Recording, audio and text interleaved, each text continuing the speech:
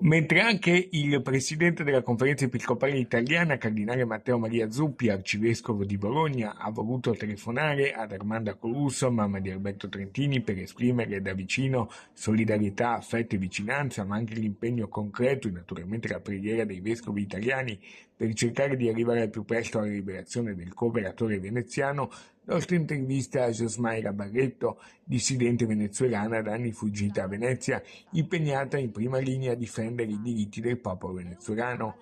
Anche in queste ore lei ha avuto contatti con prigionieri politici rinchiusi nello stesso carcere di Trentini. Mi hanno detto che Trentini era molto magro, deperito, ma vivo. E loro, quando è successo, l'estrazione di Maduro, non hanno avuto il tempo neanche andare nelle carceri. E il pericolo è adesso. Quindi Trentini, però, non ha, dalle informazioni che abbiamo, non ha avuto torture. Si chiamano torture bianche, come quella che ha avuto il francese quando è uscito.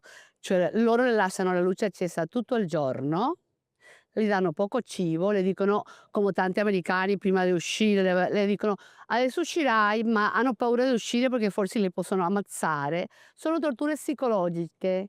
Ai detenuti si cerca di far arrivare aiuti sotto banco. Però ho provato a chiedere ai trentini e mi hanno detto: "Non riusciamo a fare passare neanche una medicina, neanche mangiare", perché loro sono messi da parte. Tutti i prigionieri stranieri sono ancora per loro più valiosi dei nostri, perché i nostri li hanno ammazzato 1000 volte, cioè li fanno fuori subito.